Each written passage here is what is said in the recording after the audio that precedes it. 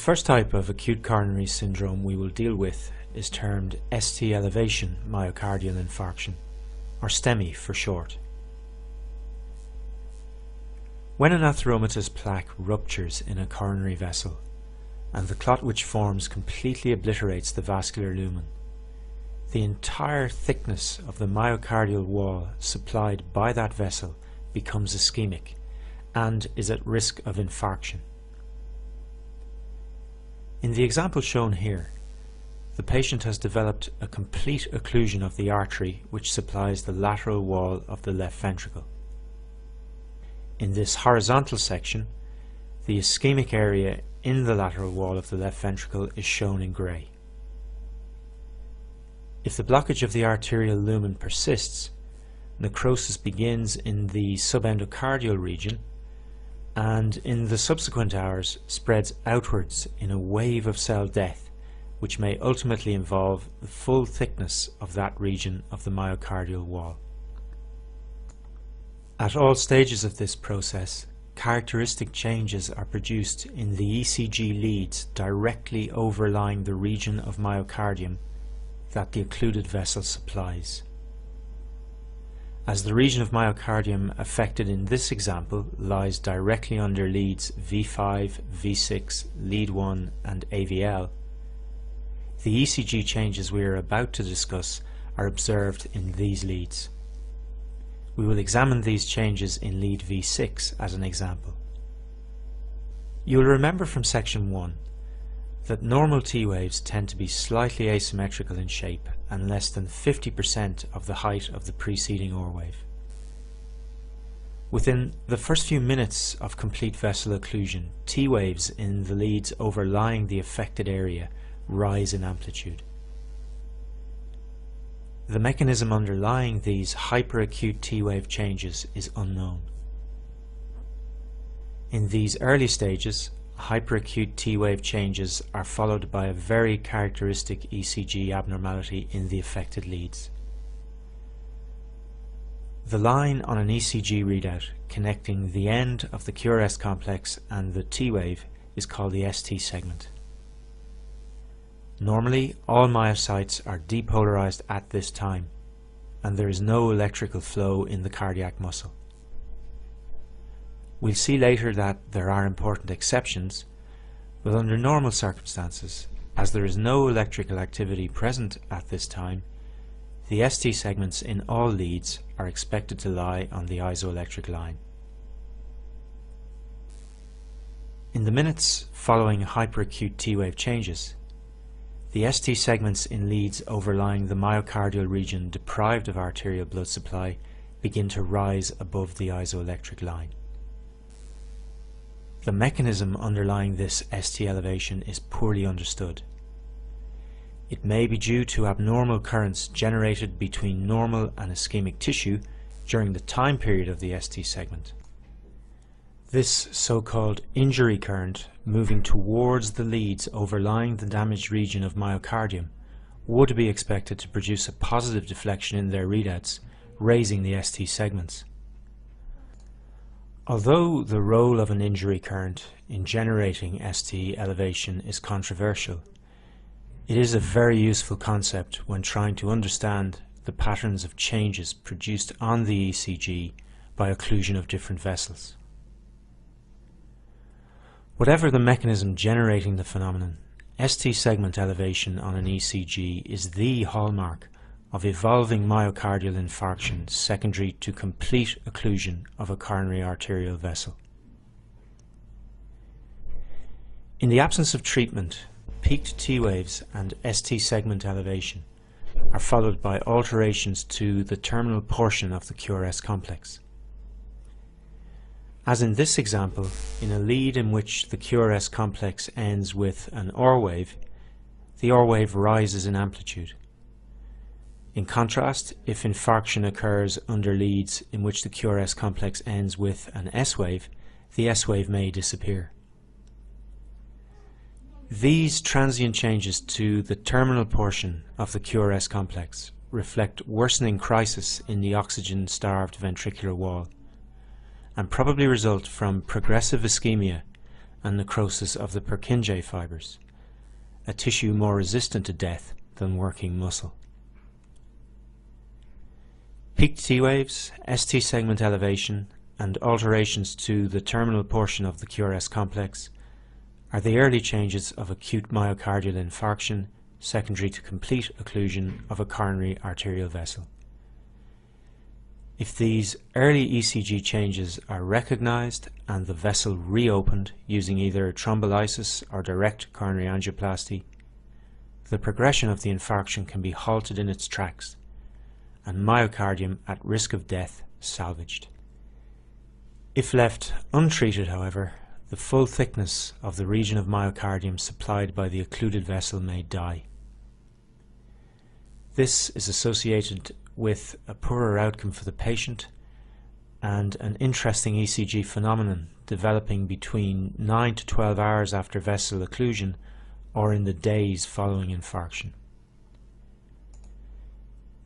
The ECG leads looking directly at the infarcted area may develop an abnormality termed pathological Q waves. You will remember from section 1 that a Q wave exists if the first deflection of the QRS complex is negative. In a normal person, the left to right movement of current during depolarization of the interventricular septum can produce an initial negative deflection in the QRS complex in the left lateral leads. But this negative activity is rapidly overwhelmed by current spreading through the left ventricle. This is a physiological Q wave. It is limited in magnitude and duration. We will now examine what happens when the full thickness of myocardium under lead V6 is dead. Lack of depolarizing flow through the dead segment results in a reduction of OR wave activity in the lead. And with no current travelling through the dead left ventricular muscle underneath it, the lead now has an uninterrupted view of septal depolarization. In effect, the infarct has created a window through which lead V6 can see the entire process of septal depolarization, and the recorded Q wave becomes deeper and more prolonged. As a rule of thumb, a pathological Q wave tends to be deeper than 2 small squares and greater than 1 small square in duration. A more precise definition of pathological Q waves will be given in the quiz section. We've seen that tall symmetrical peaked T waves are an early ECG finding in Stemi. As shown here, as the process of infarction evolves, the T waves may demonstrate a further abnormality, developing at a variable time point after occlusion. In a given ECG lead, T waves are generally concordant with the QRS complex, so that in a lead with a dominant OR wave, such as V6, the T waves are normally upright. However, in a lead looking directly at an acute MI, the T waves may flip and become inverted. The timing of this phenomenon is highly variable. It may occur early, in the hours following vessel occlusion, or may take days to develop, or may not occur at all. The mechanism underlying this change is controversial. The process of clot formation in acute MI is dynamic, and there is some evidence that T-wave inversion may actually reflect reperfusion of the area supplied by the vessel as it recannulates either spontaneously or in response to treatment. In support of this view, flipped T-waves are commonly seen to develop shortly after thrombolytic therapy is initiated for Stemi. Whatever the mechanism of their generation, flipped T-waves generally return to the upright configuration in the week following infarction, but occasionally can persist as a permanent marker of the infarct on the patient's ECG. The sequence of ECG changes associated with complete coronary arterial occlusion described here is a useful generalization. Before we move on, we want to emphasize one of many variants on this sequence. The traditional view of pathological Q waves as a late and permanent marker of irreversible myocardial death has been modified in recent years. It is important to be aware that in a proportion of cases, Q waves and loss of R wave activity may develop very early in the course of Stemi. In this situation, the presence of Q waves still implies that the muscle underlying the lead is electrically inactive and failing to depolarize, creating an electrical window into the left ventricle. However, although not actively depolarizing, the affected myocardium is still viable and potentially salvageable with timely thrombolysis. Such early Q waves may disappear from the patient's ECG and normal R wave progression may be restored if vessel patency is re-established within the appropriate time frame. Hence, pathological Q waves may occur early in the course of Stemi, and these early Q waves may be transient, disappearing with successful treatment.